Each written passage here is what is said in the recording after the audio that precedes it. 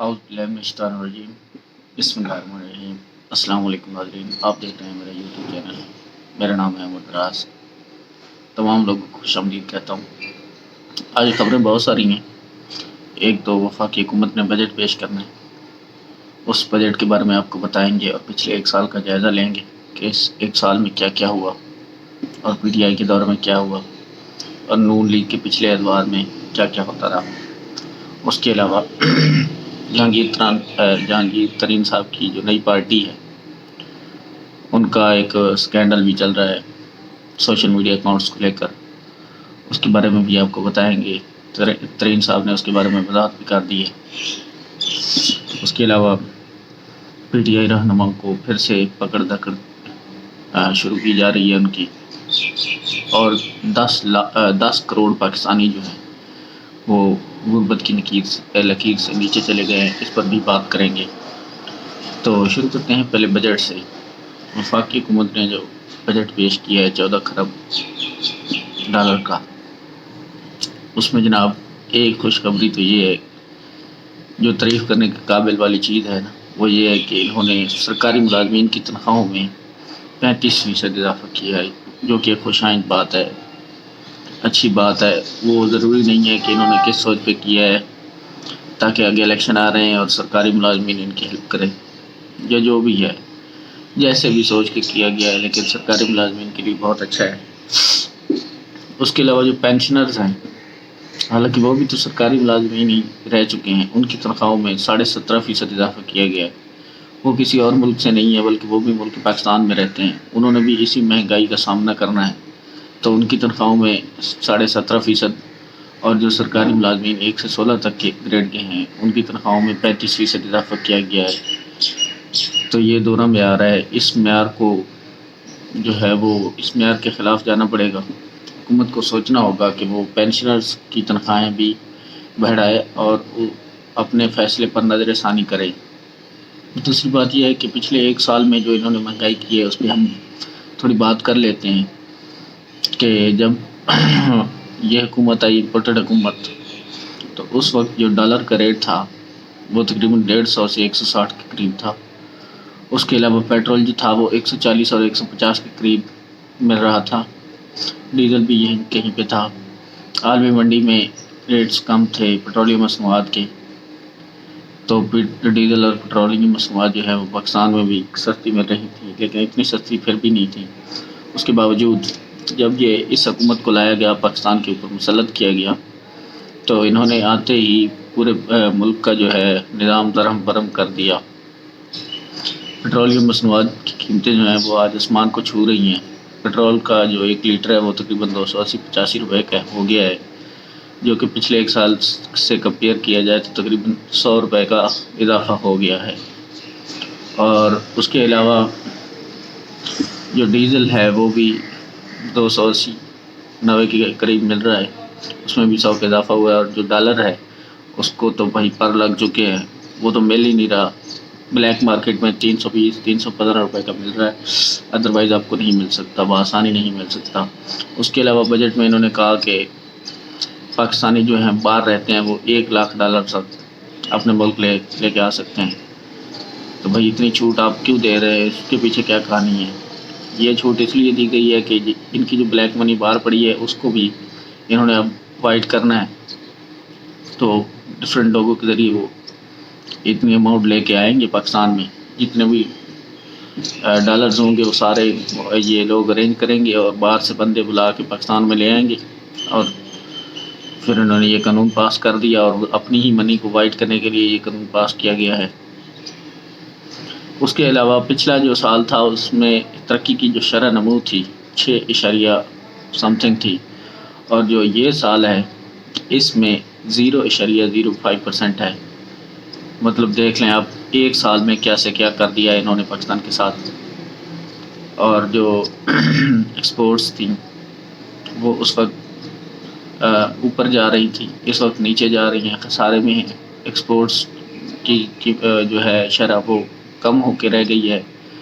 और उसके अलावा जो बैरूनी सरमायाकारी थी वो मनफी में चली गई है, बिल्कुल ना होने के करीब है। تو ان کو چاہیے کہ کچھ نہ کچھ تو سوچیں. وہی ملک اوپر جاتا ہے جس کے گروتھ ریمیٹنسز اور اور جو ہوتے ہیں بیرونی ایکسپورٹس ریمیٹنسز اور سرمایہ کاری، یہ 3 چیزیں جس ملک میں اچھی ہوں تو آپ اندازہ لگا سکتے ہیں کہ اس ملک کی جو جی ڈی پی ہے یا اس ملک کا جو رہنے والا شہری ہے وہ خوشحال ہوگا، اس ملک کی ترقی جو ہے وہ اچھی ہوگی. لیکن یہ تینوں چیزیں پچھلے 1 سال میں منفی کی شرح سے چل رہی ہیں. تو ہینڈلرز کو بھی اب سمجھ آنی چاہیے کہ انہوں نے کن نمونوں کو آ کے مسلط کر دیا ہے.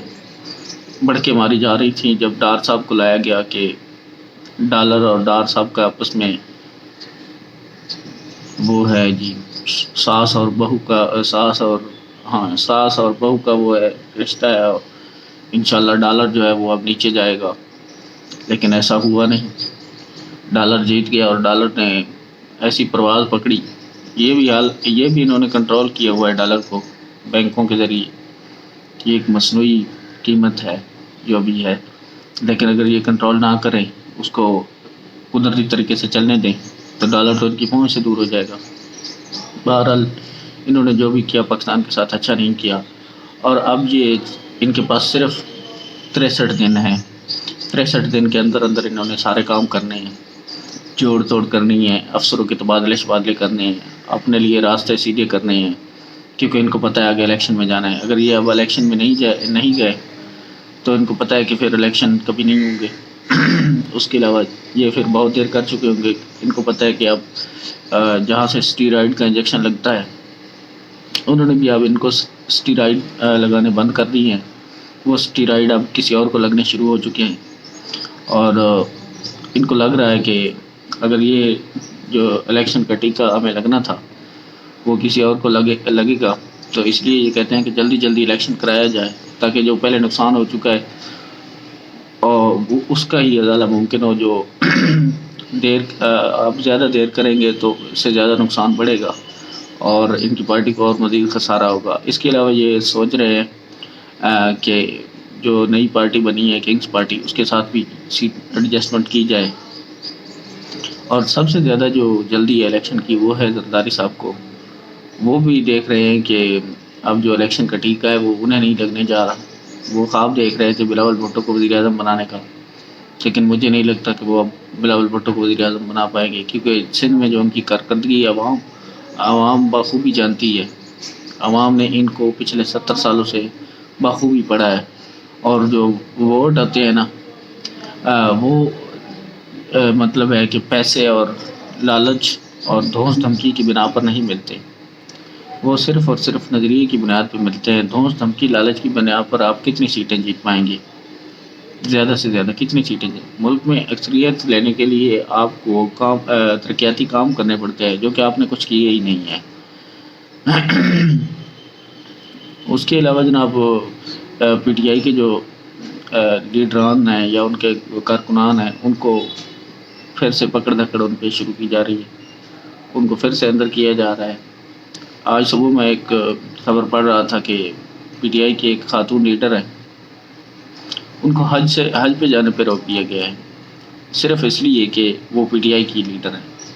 تو شرم آنی چاہیے ان لوگوں کو کہ یہ اب ایسے اوچھے ہتھ کنڈوں پہ اتر رہے ہیں کہ لوگوں کو مذہبی فریضے بھی ادا نہیں کرنے دیے جا رہے. تو برائے مہربانی مذہب کو سیاست کی آڑ میں مت آنے دیں، اتنا بھی نہ گریں کہ عوام کی نظروں میں بالکل ہی گر جائیں.